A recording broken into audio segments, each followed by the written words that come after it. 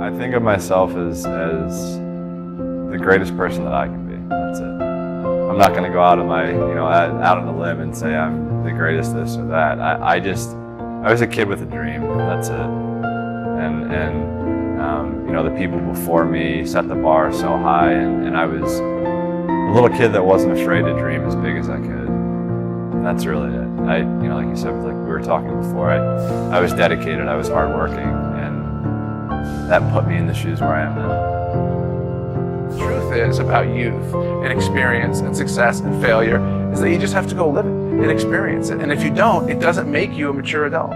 I think that you're defined by how you rise more than how you fall. In order to be successful, you must have one big goal. I give a goal-setting exercise all over the world that is life-changing. I go back a year later, or 2 years later, or 3 years later, and I have thousands of people come up to me, almost like a guru or a sage, and they say, "You changed my life, it made me rich." And I said, "It was the goals, wasn't it?" And they said, "Yes, it was the goals. How did you know?" And what I teach is this, is take a piece of paper, make a list of 10 goals that you'd like to achieve in the next 12 months. These are one-year goals. Now sometimes I'll have a 1 day, a 1 week, 1 month, 3 months, 6 months, but they're all goals that you want to accomplish within 12 months.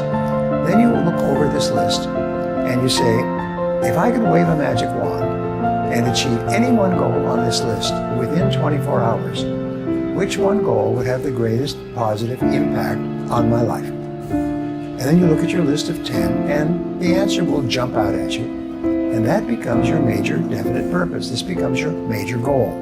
Then you transfer this to a clean sheet of paper and you write a deadline when you want to achieve this goal. You make a list of everything that you could think of that you could do to achieve this goal.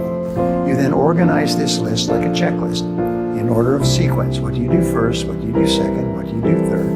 And then you take action on your goal, and then you do something on that goal every day, 7 days a week. It's a very simple system. Decide the most important goal, write it down, make a plan, work on it every day, and then all of your other goals will start to move forward. You'll start to make progress on the big goal, but all the other goals will start to move forward almost without you even paying attention to them.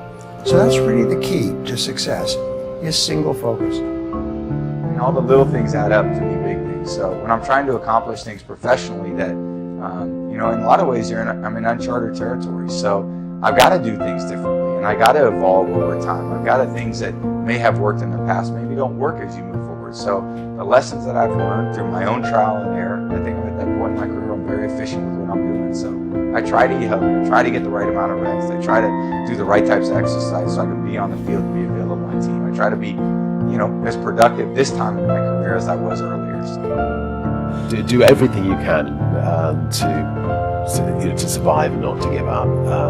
As long as you try everything you can, then if you fail, you'll sleep okay, and you'll pick yourself up, and you'll learn. When things are better, you'll learn from your mistakes and you'll start again. If on the other hand you give up too readily, you'll forever kick yourself. And I wish you all the best in your quest, because I'm afraid there's going to be a lot of people who will fail. But I think the other important thing is just not to take failure too seriously. I mean, it's something that happens to something like 80% of all small business people fail. Either go into Chapter 11 or actually go bankrupt, and that's a lot of people. And some people take that really badly, and they should realise that it's an important thing just to learn from it and come back and start again. And there'll be an awful lot of really big multi-millionaires and billionaires who've been through 2 or 3 bankrupt companies in their lives, and have learned from them and have come back stronger.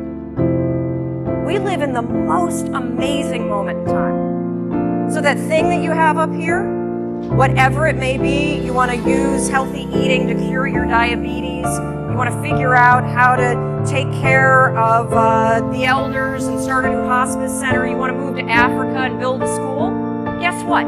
You could walk into a bookstore right now and buy at least 10 books written by credentialed experts on how the hell you do it. You could Google it, and you could probably find at least, I don't know, 1,000 blogs documenting the step-by-step transformation that somebody else is already doing. You can find anybody online and cyberstalk them. You can just walk in their footsteps and let them, just use the science of drafting. Follow what everyone else has done, because somebody else is already doing it. So why don't you have what you want? When you have all the information that you need, you have the contacts that you need, there are probably free tools online that allow you to start a business or join a group or do whatever the heck you want. We're taught in the system that failure is something that you should be ashamed of. Failure is for the dumb kids, because you get an F, you get a D, right? You're not competent. You didn't comply. You didn't create the evidence of your worthiness. And I can tell you as someone who's successful that success doesn't look like an A+. It doesn't look like 110 in extra credit. And failure isn't as simple as an F. I learned many years ago that there are two kinds of people. There's the type of person who says, I'm going to wait till I feel like it before I do it. And then there's a person who says, I've got to do it so that I feel like it. One will never get anything done because they're still waiting to feel the moment to move. And the other person says, no, I need to move, and then I will begin to feel the moment. Sonia, self-discipline is essential in your life and in my life if we're going to get things done.